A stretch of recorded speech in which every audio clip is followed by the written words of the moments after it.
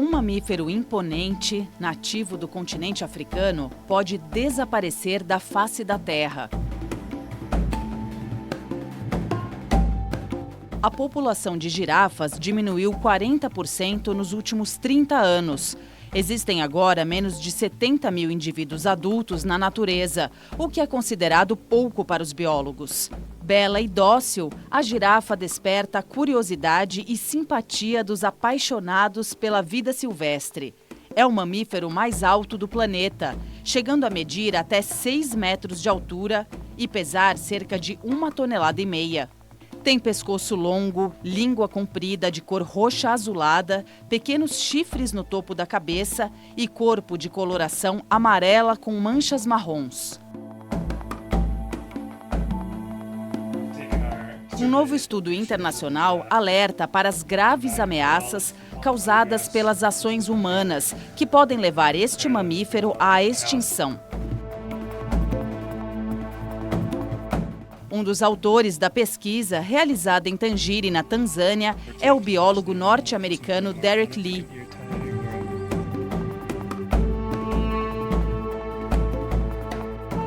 A perda de habitat pelo avanço da ocupação humana, a caça ilegal, alterações ecológicas e climáticas e falta de fiscalização são indicadas como as causas principais. Os conservacionistas acreditam que uma aplicação da Lei de Proteção Ambiental efetiva, além da conscientização dos habitantes da savana africana, são as melhores ferramentas para tentar salvar a girafa da extinção.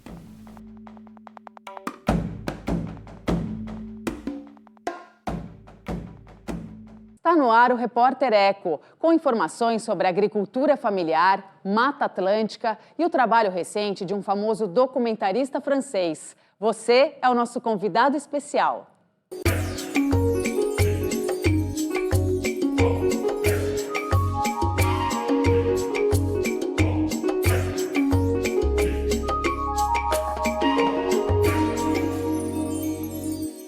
Veja as reportagens de destaque do programa de hoje. Conheça a importância da agricultura familiar, responsável pela produção de cerca de 80% dos alimentos consumidos no Brasil. Estudo da Fundação SOS Mata Atlântica mapeia 4 vezes mais unidades municipais de conservação do bioma do que o registrado nos dados oficiais. E em entrevista ao correspondente da TV Cultura em Londres, Leão Serva, o fotógrafo e ativista ambiental Ian Arthus Bertrand fala sobre o novo documentário Legacy, ou Legado, Nossa Herança, que trata da crise climática.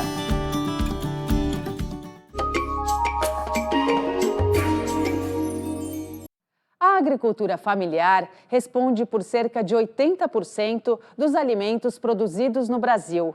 Os pequenos produtores evitam aplicar agrotóxicos nas lavouras, o que conserva o solo, a água, a biodiversidade e a saúde do consumidor. No extremo sul da capital paulista, vários agricultores investem no cultivo de produtos orgânicos.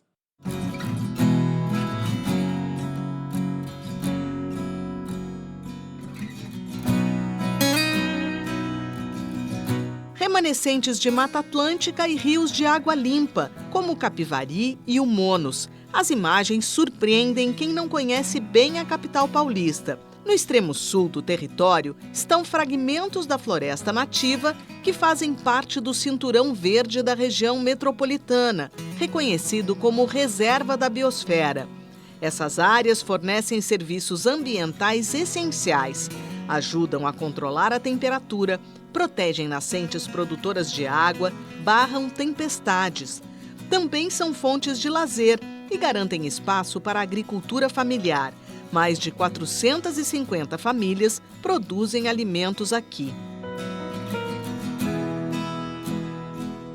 No sítio Plenitude, bairro Chácara Santo Amaro, o agricultor Antônio Leme Filho, mais conhecido como Toninho, assumiu a produção de orgânicos há 2 anos, depois da perda do cunhado por Covid. Resgatou suas memórias da roça e abriu espaço para novos aprendizados. Eu comecei com 7 anos de idade e a gente, lá no Paraná, a gente fazia lavoura de café, milho feijão, abóbora, arroz, a gente plantava lá. Eu vim para São Paulo faz mais de 30 anos. Trabalhei em diversas firmas aqui em São Paulo. Daí depois que você completa a partir dos 40 anos, já fica mais dificultoso, entendeu, arrumar emprego. Já faz 2 anos que eu estou assim, plantando orgânico e eu estou gostando. Alface, couve, beterraba, salsão. São algumas das hortaliças cultivadas aqui. Toninho conta com o apoio técnico de vizinhas como Valéria Macorati, agricultora que presidiu por 2 mandatos a Cooperapas, Cooperativa Agroecológica dos Produtores Rurais de Água Limpa da região sul de São Paulo. Nós estamos dentro de 2 áreas de proteção ambiental, que ficam aqui no extremo sul da região de São Paulo, que abrange 25% do território do nosso município. Então é muita área verde a ser preservada. A Capivari monos e a APA Bororé Colônia, que é essa que nós estamos agora. E a importância do agricultor familiar, a agricultura que não utiliza veneno, é porque aqui nós somos uma grande região produtora de água. Então, 1/4 da água do município de São Paulo, ela vem da nossa região, aqui de Parelheiros. E aqui nós temos os últimos rios com água potável da cidade de São Paulo.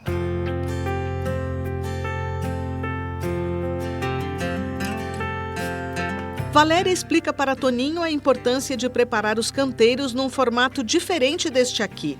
O modelo em curva de nível, que está sendo preparado pelo trator cedido pela prefeitura, permite que a água da chuva escorra mais devagar, sem encharcar o solo. A nossa intenção é que no futuro, ao invés do pessoal fazer o canteiro descendo, tá vendo? Descendo, né? Que quando chove, a água pega velocidade, lava, aí tira os nutrientes da terra, assoreia aqui a parte onde a gente pega a água para irrigação, né? Sim. E a gente conseguir fazer os canteiros de lado. Atravessado, que nem eu mandei ali, ó. Fazer ali, ó. Isso.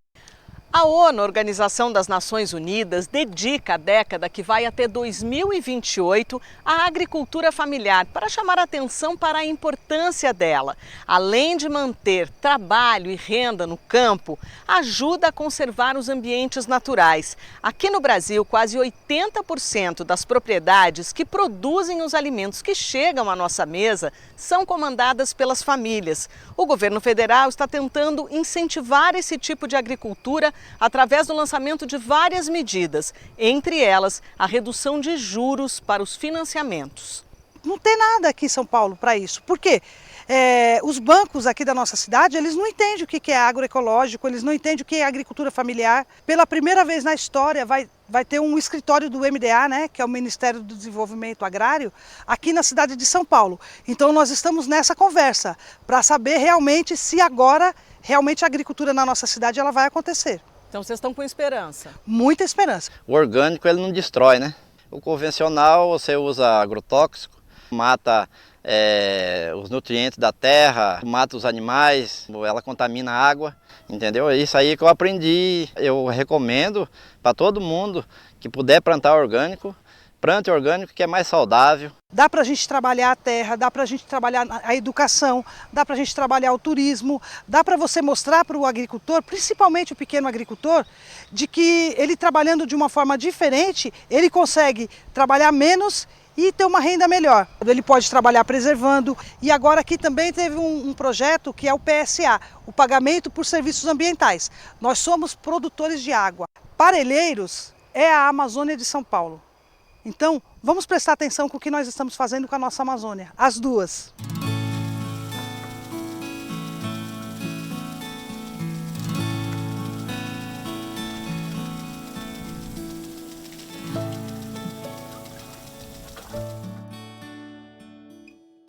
Vamos às notícias socioambientais do Brasil e do mundo que tiveram destaque. A concentração de gases do efeito estufa na atmosfera bateu recorde em 2022. Segundo a ONU, as concentrações de CO2, o principal gás, ultrapassaram, pela primeira vez em 50%, os valores da era pré-industrial, em 1750. Estados Unidos e China, os 2 maiores poluidores da Terra, anunciaram formar uma aliança para substituir o uso de combustíveis fósseis e aumentar as energias renováveis. Os focos de incêndios no Pantanal chegaram a 3.000 só nos primeiros 15 dias de novembro. As chamas atingiram a rodovia Transpantaneira, principal via de acesso ao bioma, no Mato Grosso. Eventos climáticos extremos, como a forte onda de calor que atingiu grande parte do Brasil, devem se tornar ainda mais frequentes e intensos. De acordo com os cientistas, é preciso discutir planos urgentes de mitigação e adaptação ao impacto da crise climática.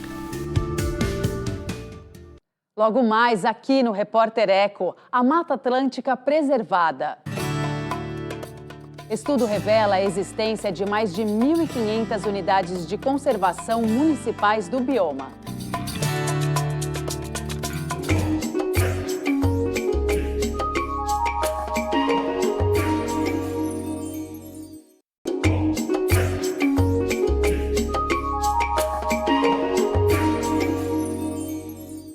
Uma pesquisa realizada em áreas remanescentes de Mata Atlântica registrou mais de 1.500 unidades de conservação municipais do bioma, número 4 vezes maior do que os dados oficiais do Cadastro Nacional. O levantamento é da Fundação SOS Mata Atlântica.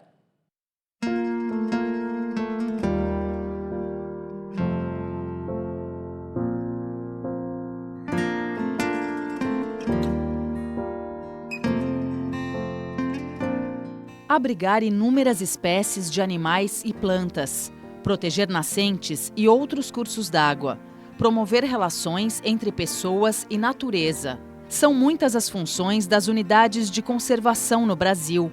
Essas áreas protegidas por lei são classificadas em 2 grandes grupos: as unidades de conservação de proteção integral, em que não é permitida a exploração dos elementos naturais, e as unidades de uso sustentável, que admitem o aproveitamento de parte dos recursos de forma equilibrada. O objetivo é conciliar a presença humana nos espaços protegidos. Na Mata Atlântica, um dos biomas mais ricos em biodiversidade e também um dos mais ameaçados do país, existem mais de 1.500 unidades de conservação municipais, aquelas criadas e geridas localmente.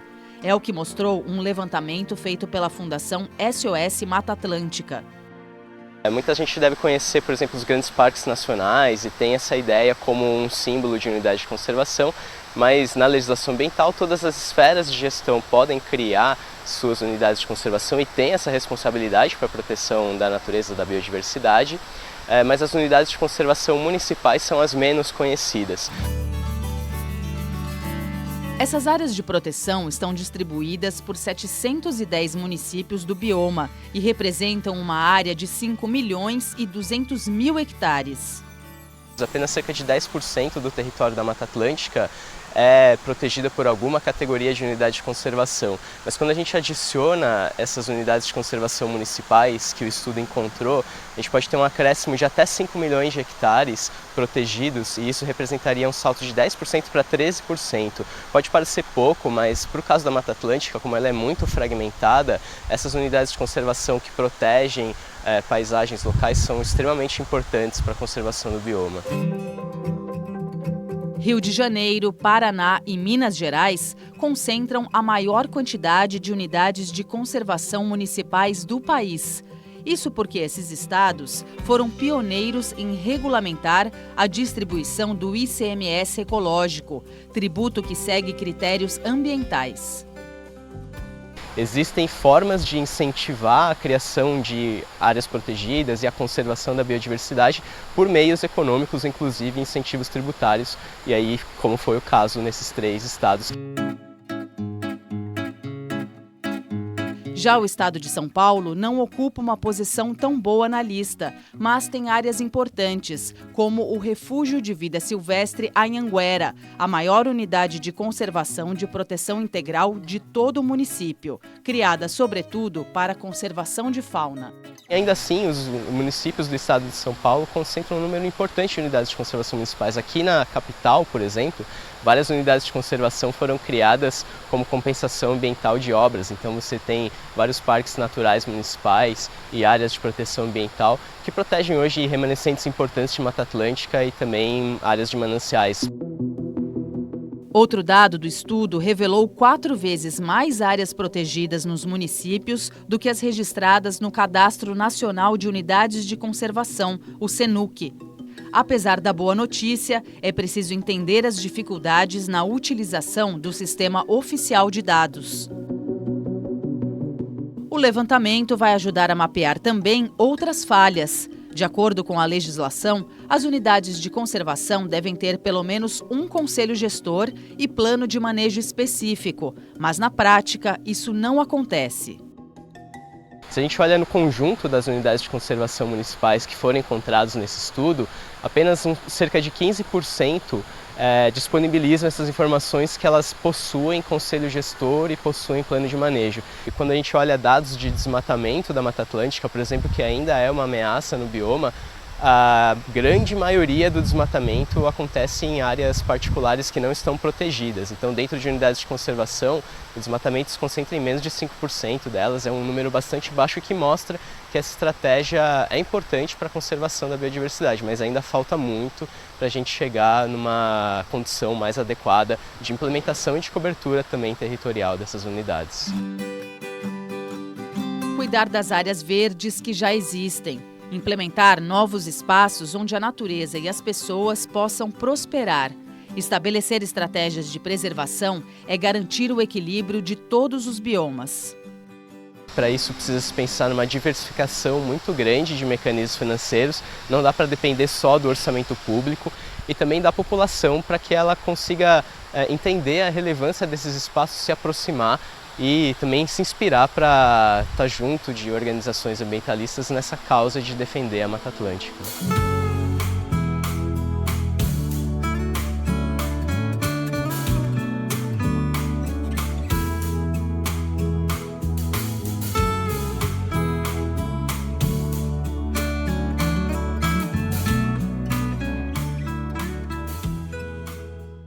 Veja a seguir aqui no Repórter Eco. Jean Arthus Bertrand, um dos mais respeitados fotógrafos do mundo, fala sobre Legacy, Legado, Nossa Herança, novo documentário que trata dos impactos das mudanças climáticas.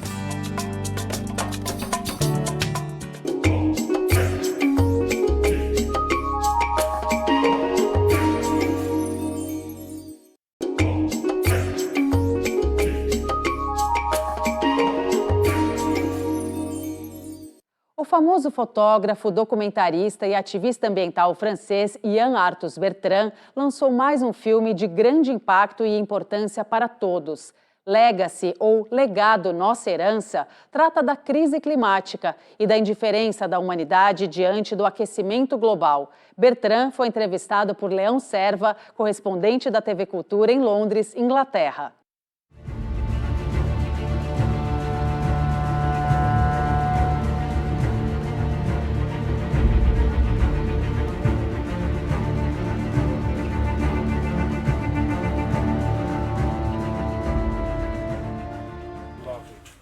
A entrevista aconteceu no escritório de Jean Arthus Bertrand, uma casa às margens do rio Sena, em Paris.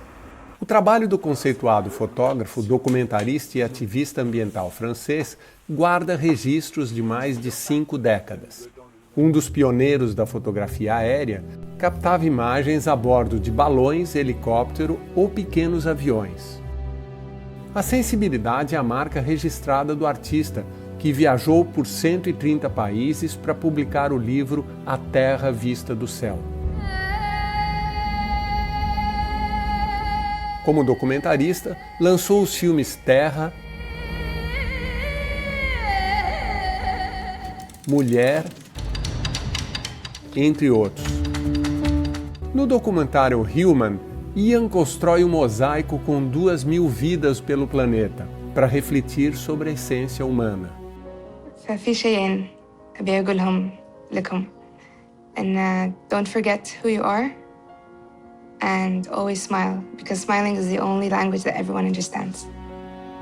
As belezas naturais, catástrofes climáticas e os sentimentos da humanidade são a matéria-prima de cada momento capturado pelas lentes do francês. Agora, no mais recente trabalho, Legado Nossa Herança, Bertrand retrata a indiferença da humanidade diante das emergências climáticas.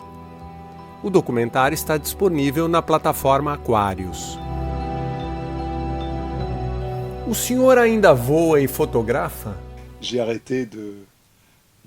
Parei de filmar do céu de helicóptero há cerca de 5 anos.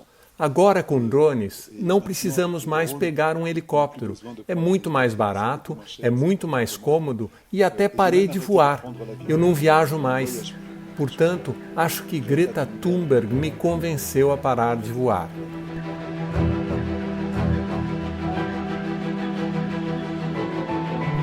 Apesar da beleza das imagens, ou exatamente por isso, seu filme é bastante triste. É algo que penetra no meu corpo à medida que envelheço, porque tenho netos. Eu estou mais sensível do que era antes, mas tenho muita dificuldade em aceitar essa indiferença total, indiferença da nossa civilização perante o que está acontecendo. O ano passado foi o ano mais quente e foi o ano em que mais consumimos energia fóssil. Os combustíveis fósseis estão nos matando. Em Legacy, você diz que em seu filme anterior você dizia que não tinha tempo para ser pessimista. Agora você está pessimista? Tu sais, il est trop tard, et je le disais, il est trop tard pour être pessimiste. Acho que não dá para viver no pessimismo. Eu disse, é tarde para ser pessimista. A vida ainda é incrivelmente bela. Aos 77 anos, você fica um pouco mais perto dos momentos ruins. Tem que aproveitar a vida ao máximo. E eu acho que não tenho o direito de ser pessimista. Faut que tu profites de la vie, quoi, à fond, quoi. Et je pense que t'as pas le droit d'être pessimiste, quoi. No seu filme, quando mostra os maus tratos aos animais, você diz: não podemos ter 2 corações, um para os homens e outro para os animais. Ao ver episódios como as guerras atuais, não te parece que alguns homens têm um terceiro coração para o nacionalismo? Pour moi, le nationalisme, c'est la plaie de l'humanité. Para mim, o nacionalismo é a praga da humanidade. A terra não pertence a você, francês, ou você, brasileiro. Nós somos humanos e todos os homens são meus irmãos. Eu tenho uma geografia do amor, entende? Por que você acha que os comportamentos da população não se alteram? T'imagines, quand j'avais 20 ans, je voulais sauver les rhinocéros et les éléphants. Quando eu tinha 20 anos, eu queria salvar rinocerontes e elefantes. Hoje, eu tento salvar meus netos. Não é a mesma coisa. Você percebe o enorme precipício que tenho que atravessar todos os dias para entender isso? E o secretário-geral da ONU é extraordinário. Guterres é hoje o único político do mundo que realmente diz as coisas. Ele falava em suicídio coletivo. Outro dia disse, na abertura da Assembleia Geral da ONU, em setembro, que a humanidade abriu as portas para o inferno climático. No Brasil, temos 2 vacas para cada ser humano. Sim, vocês têm muita soja também. Reclamamos do Brasil por causa do desmatamento para a soja. Mas quem compra a soja? Nós compramos. Então é difícil de dizer, os brasileiros não são legais, eles desmatam. Mas nós compramos a soja deles, como se não fosse um problema nosso. É tudo um pouco falso, é um pouco de peso na consciência, mas somos todos responsáveis por isso. C'est un peu faux cul tout ça, c'est un peu de mauvaise conscience, voilà. On est tous responsables là-dedans. Quais são os seus projetos fotográficos atualmente? En ce moment, je prépare un film sur les migrants. Sim, nesse momento estou preparando um filme sobre imigrantes, que é um grande filme à procura de mecenas, porque nenhuma televisão, nenhum grande estúdio de cinema quer comprar um filme sobre imigrantes. Também estamos fazendo um filme sobre como mudar completamente uma cidade. Instalamos numa cidade na França e filmamos diariamente, um pouco como se fosse um reality show. Também tenho um projeto para renaturalização de uma terra. Comprei 30 hectares e estou estudando como os animais retornam às terras que você deixa selvagens. Eu estou trabalhando também num projeto muito grande sobre os franceses, onde já fotografei 15 mil pessoas e vou fotografar quase 40 mil. Então é realmente um trabalho quase científico. O que é um francês hoje? Quais são os empregos? Com que idade a gente morre? Filhos, religião, é um trabalho muito grande que eu estou fazendo neste momento. Qu'est-ce que c'est qu'un Français aujourd'hui? Quels sont les métiers? À quel âge on meurt? Les enfants, la religion? C'est un très gros travail que je fais en ce moment. Voilà.